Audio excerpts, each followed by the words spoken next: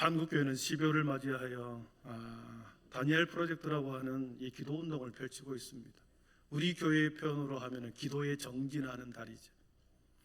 한국교회 5만여 교회가 있고 그 중에 1만여 교회가 이 다니엘 프로젝트, 다니엘 기도회를 우리 교회가 함께 연합하여 기도회를 하고 있습니다. 항상 기뻐하라, 쉬지 말고 기도하라, 범사에 감사하라. 이것이 그리스도 예수 안에서 너희를 향한 하나님의 뜻이니라 그랬거든요. 쉬지 말고 기도하라. 기도는 당연히 해야 되는 것인데 모여서 합니까? 이렇게 말할 수도 있겠습니다. 그러나 여러분, 쉬지 말고 기도하라고 하는 이 기도는 기도가 호흡이요 생명이기 때문에 그렇습니다. 궁극적으로 하나님의 뜻을 가장 잘 아는 시간이 기도 시간이기 때문에 그렇죠. 기도 시간에, 기도는 하나님과의 가장 친밀한 교제의 시간이요, 성도가 하나님께 다가갈 수 있는 가장 경건한 통로가 기도입니다. 그래서 기도를 통하여 하나님의 마음을 전수받고 하나님의 뜻을 이해하게 되고, 전수받은 그 내용을 가지고 우리의 삶의 자리에서 하나님의 뜻을 이루기 위해서는 기도를 해야 되겠죠. 여러분, 기도가 멈추는 순간 영혼의 호흡이 곤란이 옵니다. 하나님의 뜻을 알 수도 없고, 기도가 멈추는 순간 우리는 하나님의 뜻을 이해할 수도 없을 것입니다. 여러분, 우리의 삶이 살다 보면 호흡 곤란을 겪을 때가 있습니다. 갑자기 가슴이 딱 막히고 호흡이 곤란하다, 정신이 몽롱하고 초점이 흐려지면서 쓰러지죠. 호흡 곤란이 오면 그렇습니다. 쓰러지고야 말죠. 영적인 호흡 곤란도 마찬가지입니다. 영적인 호흡 곤란이 오면 어떤 현상이 벌어지는가? 첫째는 표정이 무표정합니다. 여러분의 표정은 환하기 때문에 기도에 살아있는 줄 믿습니다. 표정이 무표정합니다. 찬양을 불러도, 기도를 해도, 말씀을 들어도 아무런 표정의 변화가 없습니다. 두 번째, 부정적인 언어가 계속해서 입술에서 나온다는 거죠. 모든 것이 짜증스럽게, 모든 언어들이 사람을 죽이는 언어, 살리는 언어, 사람을 세우고 살리는 언어를 계속해서 잘 되도록 부추기면서 긍정적인 언어가 나와야 되는데, 영적 호흡 곤란에 걸리면 모든 시선, 말하는 것이 삐딱한 시선, 부정적인 언어들이 계속해서 나오더라는 거죠.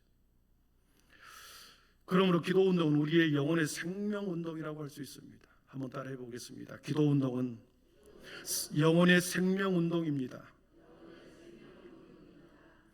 개인적으로 항상 기도해야 하지만 모든 성도들이 한자리에 모여서 공동체 전체가 함께 호흡을, 생명 운동을 하는 기도 운동을 통해서 교회가 영적인 분위기가 살아나고, 교회 모든 성도들이 함께 생명 운동에 동참하여 여기서도 살아나고 저기서도 살아나고, 여기서 간증이 일어나고 저기에서도 기적들이 일어나는 그런 생명 운동이 일어날 때 역동적인 교회 되지 않겠습니까? 이러한 놀라운 기도 운동이 개인뿐만 아니라 교회 공동체 전체에서 퍼져나가 민족을 살리는 운동으로 지금 한국교회가 11월 1일이 되면, 매년 11월 1일이 되면 이 다니엘 기도회를 하고 있습니다. 10월 달은 온 나라가 가을 축제로 한창입니다. 지역마다 가을 축제가 많이 벌어졌습니다. 지난 10개월 동안에 하나님의 열매, 아름다움, 이것을 사람들이 자연을 통해서 창조의 아름다움을 보았다고 한다면, 11월 달은 차분히 다시 내년을 준비하고 한 해를 돌아보면 무릎으로 다시 우리의 각자의 인생을 돌아보고 한 해를 준비하는 것입니다. 한 달간 우리 함께 다니엘 프로젝트 기도 운동을 통해서 우리 개인적인 수많은 기도 제목이 있을 것이고, 또 가정과 이웃과 우리 교회에 많은 기도 제목이 있는데 함께 기도 제목을 나누면서 간절히 부르짖고 한 달 동안에 우리의 영혼이 살찌는 11월 한 달이 되기를 축복합니다. 그런데 보십시오. 7시 반부터 9시까지 11월 한 달 동안 저녁 시간은 모두에게 똑같이 주어집니다. 어떤 사람이 더 주어지는 것도 아니고 똑같은 7시 반에 시작해서 9시까지 어떻습니까? 어떤 사람은 이 시간에 TV 앞에서 시간을 보내는 사람이 있을 것입니다. TV 앞에서 드라마를 보면서 희낙낙거리면서 보고 시간을 보내는 사람도 있을 것이고, 또 어떤 사람은 인터넷이나 핸드폰으로 계속 인터넷에 검색하면서 또 시간을 보낼 수도 있을 것이고, 또 어떤 사람은 핸드폰을 통해서 쇼핑을 하기 위해서 서핑을 하는 겁니다. 여기저기 서치를 하고 돌아다니죠. 계속 하면서 1시간 반 동안에 소파에 누워서 쇼핑을 할 사람도 있을 것입니다. 또 어떤 사람은 밤에 운동해야 되겠다, 1시간 반 동안 헬스장에 가서 운동을 하는 사람도 있을 것이고, 어떤 사람은 그럭저럭 빈둥빈둥 1시간 반을 그냥 보내다가 잠이 들 것입니다. 여러분, 우리의 육체와 영혼은 끊임없이 움직이지 않으면, 멈춰버리면 도태되고 상하게 되고 쇠하게 버립니다. 내 몸이 조금 힘들더라도, 내 삶의 모습이 조금 불만족스러우면 일어나는 것입니다. 기도의 자리에서 다시 창조적으로 의미 있는 시간으로 채워서 나의 인생과 앞으로의 새로운 해를 어떻게 준비할 것인가. 그동안에 내가 살아온 모습을 보면서 이런, 하나님께서 내가 원하는 삶이 이게 아닌데, 그런 답답한 마음이 있다고 한다면 다시 기도의 자리에 나와서 우리의 비전을, 우리의 소망을 다시 한번 하나님 앞에 이렇게 계수해 보는 거 아니겠습니까? 11월 한 달 똑같은 밤을 한 달 동안 보낼 것입니다. 그러나 어떤 사람은 영적으로 많이 살쪄 있는 사람이 있을 것이고, 똑같은 시간을 보낼 수도 있을 것입니다. 여러분에게 창조의 시간, 의미 있는 시간으로 여러분을 초대합니다. 아멘. 그렇습니다. 오늘 보면은 다니엘 프로젝트를 시행하기 위해서 다니엘의 말씀과 그 말씀의 근거입니다. 다니엘이라고 한 사람의 일대기를 보면서 하나님께서 어떻게 그를 인도해 가시고, 하나님께서 그를 하나님의 뜻 가운데서 어떻게 쓰심 받다가 하나님의 놀라운 역사를 이루어가는지 한 사람의 일대기를 보여주는 것이 다니엘서죠. 그래서 다니엘의 믿음과 기도의 내용을 살펴보면서 우리의 신앙을 점검하고 도전받을 수 있기를 바랍니다.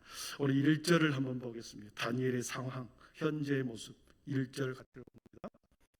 유다 여호야김이 다스린 지 3년이 되는 해에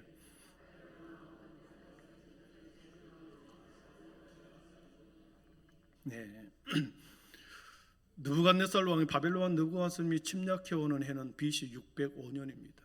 여러분, 바벨론이야. 우리 세계사 시간에 바벨론이야. 함무라비 법전을 만든 그런 민족들이죠. 바벨론이야. 605년 전에 이 남유다를 침범하여 1차적으로 침범하면서 1차 침공으로 70년의 포로 생활이 시작되는 시점입니다. 그때에 다니엘이 포로로 잡혀간 1차 침략 때 포로로 잡혀간 다니엘입니다. 90살이 넘도록 인생을 삽니다. 70년의 포로 생활을 온전히 이 다니엘은 온몸으로 70년의 포로 생활을 겪은 사람입니다. 1차 침략으로 인해서 2절에 보니까 하나님의 성전에 침략해 하나님의 성전을 함락하여 하나님의 성전 안에 있는 성물을 가져가 버렸습니다. 우리 2절을 한번 같이 읽어봅니다. 주께서 유다왕 여호야김과 하나님의 전 그릇 얼마를 그의 손에 넘기심에 그가 그것을 가지고 신할 땅 자기 신들의 신전에 가져다가 그 신들의 보물 창고에 두었더라. 아멘. 저기 말씀에서 주께서하고 넘기심이라는 단어에 밑줄을 쳐놨습니다. 여호와의 성전에 있는, 예루살렘 성전에 있는 그릇, 성물이죠. 하나님을 섬기는 성물이죠. 이 성물을 몇 개를, 전 그릇을 얼마를 그의 손에 넘겨버렸다. 느부갓네살 왕에게 넘겨버렸답니다. 누가요? 주께서, 주님께서, 주께서라는 단어를 보니까 아도니아라는 히브리어를 사용했습니다. 아도니아, 하나님의 세 가지 이름 중에 하나죠. 능력의 이름, 권능의 이름을 할 때는 여호와 야훼라는 단어를 썼습니다. 엘로힘이라는 하나님은 모든 창조의 하나님, 창조의 하나님을 이야기할 때 엘로힘 하나님을 표현합니다. 아도나이 하나님은 모든 것을 소유하고 이 땅의 것을 통치하고 다스리시는 하나님을 표현할 때는 아도나이라는 단어를 썼습니다. 구약성경에 150번이 걸쳐서 이 아도나이 단어를 썼습니다. 하나님께서 모든 것을 소유하고 계시고 이 소유한 것을 가지고 이 땅의 모든 것을 다스리고 통치해 가시는 하나님, 아도나이 하나님입니다. 주께서 하나님의 전에 있는 그 성물을 넘겨버렸다는 겁니다. 이 슬픔의 역사, 이 비극에 있어 아프고 슬픈 사건을 누가 만들었습니까? 하나님께서 그렇게 만드신 것입니다. 여러분, 믿음의 성도들에게 말씀하시는 것은 하나님께서는 결코 하나님의 백성은 하나님의 손에 있고 이 땅의 모든 역사의 시간은 하나님의 역사를 주관하신 분은 하나님이시라는 것을 말해주고 있고, 인생을 걸고 아니한 태도로 살아가서는 결코 안 된다는 것을 또한 말씀하고 있습니다. 그래서 클리스 나치라고 하는 신학자는 이 다니엘서의 주제를 하나님의 주권이라는 단어를 쓰고 하나님의 이 역사의 주인이시다, 이렇게 다니엘서의 핵심 주제를 말하고 있습니다. 하나님의 주권, 하나님께서 모든 것을 이루어 가신다라는 것을 하나님의 손에 있다, 하나님의 권능 속에 있다, 손에 있다. 멸망하는 것도, 패배하는 것도, 슬픔의 사고를 이루는 것도 하나님의 손에 있다, 하나님의 주권 속에 있다. 이 자신의 민족 유다 민족 패망하는 것도 하나님의 손에 있었습니다. 그러나 결코 하나님의 백성이라고 해도 아니한 태도로 살아서는 안 된다는 것을 경고하고 있는 말씀입니다. 하나님께서는 때로는 불신자들을 통해서 하나님의 백성들을 매우 조롱하고 가십거리로 만들어버리기도 한다는 거죠.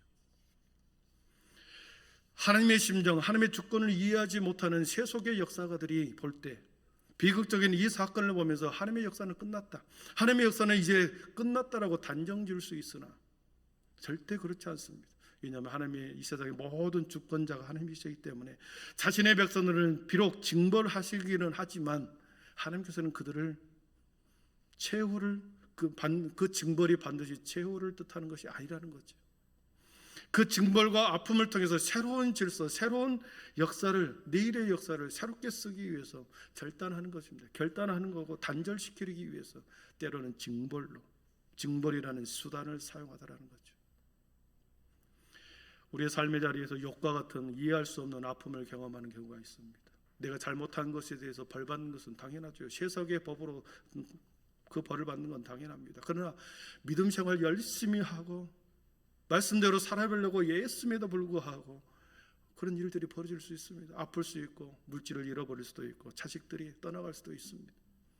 여러분, 그랬을 때 나의 우주는 상관이 없이 계속 다른 방향으로 일이 진척이 된다. 하나님께서는 그것을 통하여 새로운 역사, 새로운 질서를 이어가기 위해서는 때로는 거둬가시기도 하고 징벌을 통하여 깨닫기도 하신다는 수단을 사용한다는 거죠. 그러나 길게 보면 하나님의 주권 속에 있기에 하나님께서는 언제나 가장 좋은 것을 예비하고 있기 때문에 그 과정은 아프고 힘들 수 있습니다. 그러나 그 결과는 하나님께서는 가장 선한 길로 인도하신다는 이 믿음이 우리 안에 있기를 축복합니다. 포로로 잡혀간 다니엘과 세 친구들이 그들의 시대적 상황이 매우 어려운 상황이었습니다. 한 사람의 인물을 알기 위해서는 그 시대적 사명이 알아야 되죠. 시대적 상황을 알아야 되죠. 그 시대적 상황은 그 사람의 신앙과 인격과 믿음을 규정해 주기 때문에 그렇습니다. 그 시대를 뛰어넘는 신앙, 믿음이 결코 있을 수가 없는 거죠. 전쟁 가운데 태어났다. 그 사람이 그 가운데서의 믿음이 있고 평온한 지금의 시대 가운데서 우리의 삶 가운데서 믿음과 신앙이 따로 있을 것이고 역동적으로 4차원의 혁명 시대에 살아가는 그 시대에 태어난 아이들의 또 신앙과 삶은 또 다를 것입니다. 다니엘과 세 명의 친구는 그러한 시대적 상황 가운데서 포로로 잡혀왔습니다. 어려운 시험은 두 가지를 당합니다.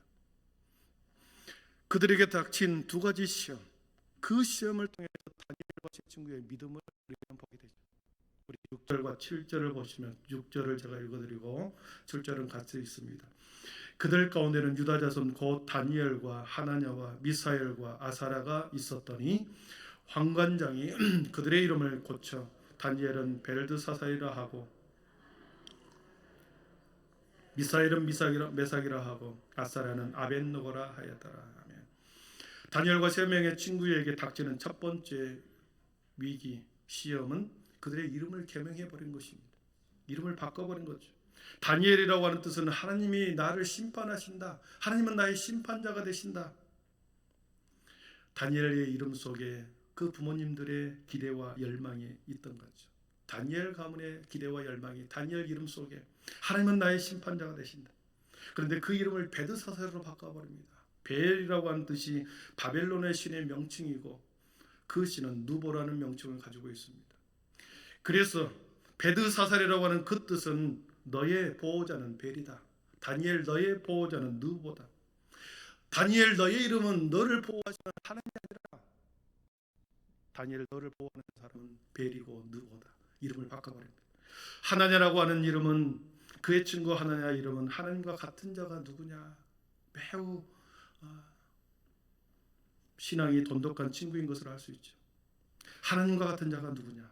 그의 이름을 사드락으로 바꿉니다. 태양신에게 배운다. 이제부터 이황신에게 배우라 이름으로 사드락으로 바꿔버리죠.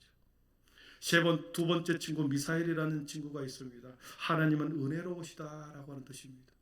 여러분 이 친구도 다니엘의 3명의 친구들의 이름이 하나같이 얼마나 은혜롭습니까? 친구를 보면 친구를 아는 것처럼 다니엘과 그 세 친구는 믿음이 돈독한 친구였습니다. 하나님은 은혜로우시다 이 단어를 메삭으로 바뀌어버립니다. 메삭, 사크라는 단어는 정욕과 욕심의 신의 이름을 말합니다. 그래서 욕망의 신과 같은 자가 누구냐 이름으로 바꿔버리죠. 그리고 마지막 세 번째 친구 아사레라고 하는 그 뜻은 하나님은 나의 도움이시다. 하나님은 나의 도움이시다. 이 이름을 아벳누고로 바꿔버립니다. 느고라고 하는 단어는 달을 숭배하는 신입니다. 그래서 아베틀은 종을 뜻하는데 너는 느고의 종이다. 이름으로 바꿔버립니다.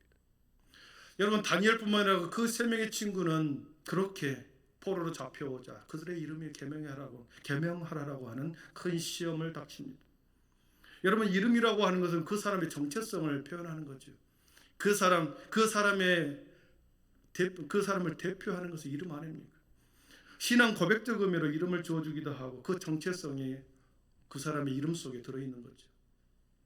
일제 강점기 때 일본 사람이 우리의 국민성을 말살하기 위해서 창씨 개명을 했습니다. 여러분 영구 식민 지배를 하기 위해서 우리 민족의 국민성을 말살하기 위해서 사람들의 이름을 계속 바꿔버려 창씨 개명을 하게 했어요. 다니엘과 그 3명의 친구는 특별 교육을 실시한다는 이유로 그들을 특별히 대우했지만 실상은 그들을 영구 집권하기 위해서 이스라엘 민족의 근본 정체성을 훼손하기 위해서 이름을 싹 바꿔버린 것입니다. 그래서 상대방의 이름을 계속 부를 때마다 바벨론에 동조하는 사람으로 동조하게끔 만들어버린 거죠.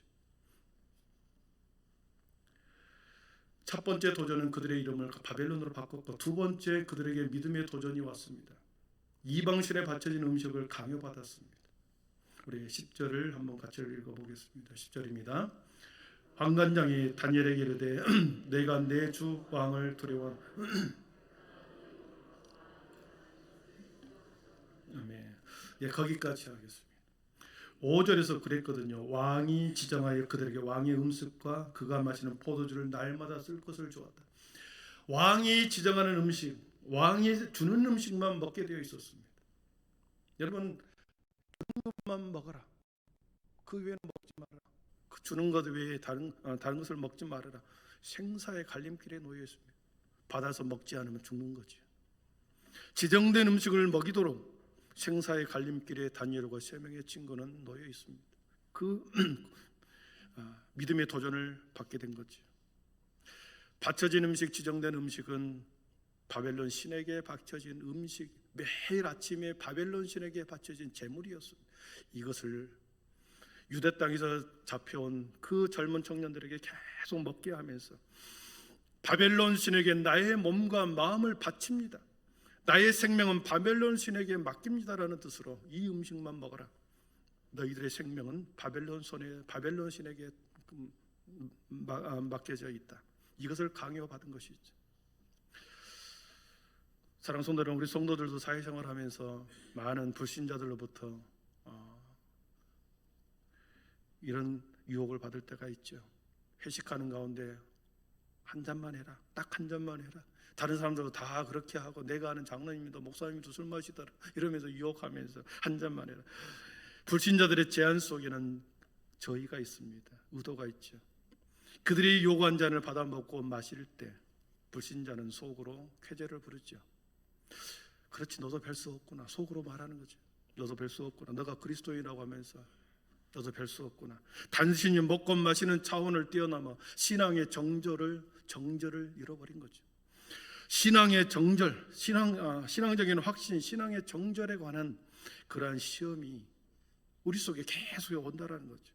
그 시험이 그 배후에 숨어 있기 때문에 이 제한이 올 때 다니엘처럼 통절해야 한다. 과감히 거절해야 한다. 한 번 양보하기 시작하면 또 다른 곳에서 계속 양보하다 보면 결국 세상 사람들의 밥이 되어버리고 조롱거리가 되어버리죠. 다니엘은 오늘 두 가지 시험을 당합니다. 계명을 강요받았고 주는 음식을 먹게 했다. 이 두 가지는 거부할 수 없는 상황이었습니다. 그러나 다니엘의 믿음은 어떤 믿음의 태도를 보이는가? 8절을 보겠습니다. 8절 같이 읽어봅니다.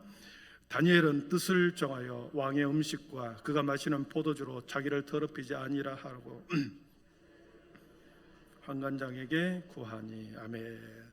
다니엘이 뜻을 정하여 그랬습니다. 뜻을 정하여 신앙의 정절을 강요받을 때 과감하게 이를 거절하면서 뜻을 정했다. 이 뜻이라고 하는 단어를 보니까 리뽀라는 단어가 있습니다. 마음이라는 뜻입니다. 마음을 확정했다. 마음을 굳세게 정했다. 마음을 굳게 정했다.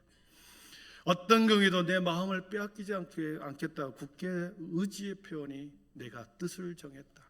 내가 마음을 정했다. 어려움과 시련 앞에서 마음을 지키고 유혹과 미혹 앞에서도 마음을 지키고 권력과 힘 앞에서 타협하지 않겠다라는 뜻을 정한 그 마음을 굳게 했다. 그 의미가 함축되어 있습니다. 다니엘과 제 친구는 이 믿음으로 살아갑니다. 잡혀와서 그러한 도전을 받았지만은 내가 더럽히지 아니하리라 뜻을 정하면서 그 믿음대로 그 믿음을 지키면서 1장, 2장, 3장, 4장, 5장까지 계속 살아갑니다. 풀무불에도 들어가고 모함도 당하고 채찍질도 당하는 다니엘의 모습. 그리고서 6장에 와서 다니엘의 믿음에 대한 기도가 나옵니다. 다니엘의 믿음에 기초한 기도. 그 기도가 어떤 것인가?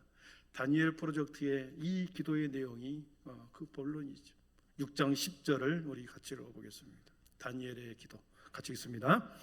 다니엘이 이 조서에 왕의 도장이 찍힌 것을 알고도 자기 집에 들어가서는 윗방에 올라가 예루살렘으로 향한 창문을 열고 전에 하던 대로 하루 3번씩 무릎을 꿇고 기도하며 그의 하나님께 감사하였더라.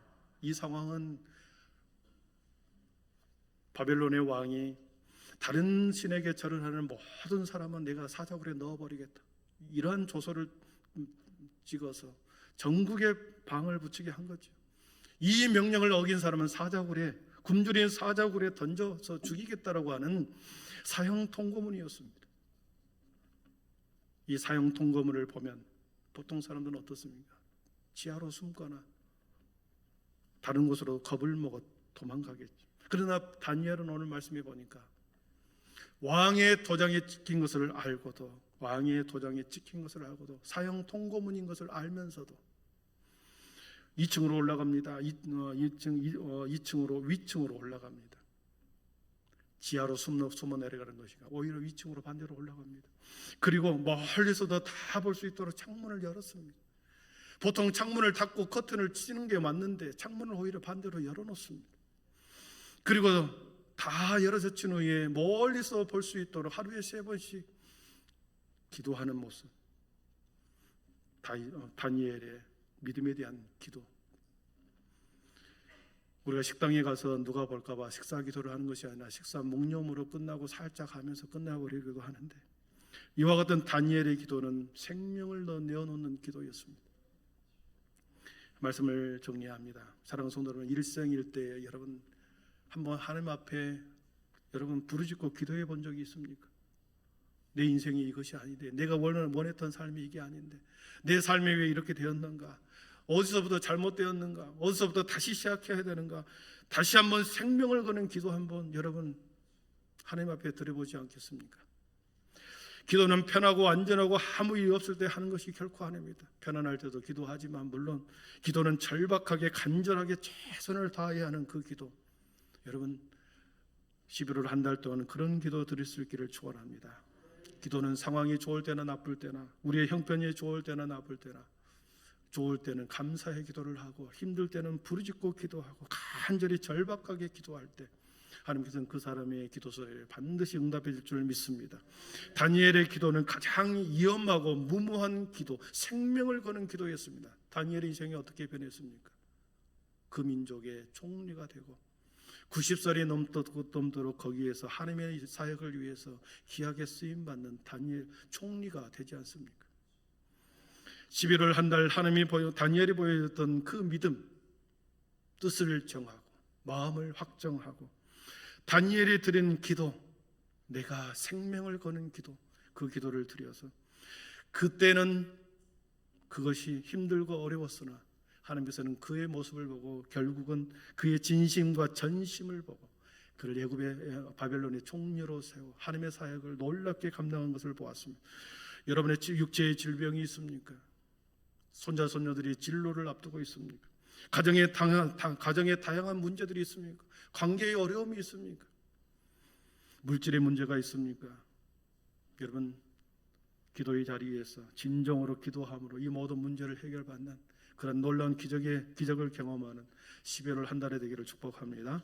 기도하겠습니다.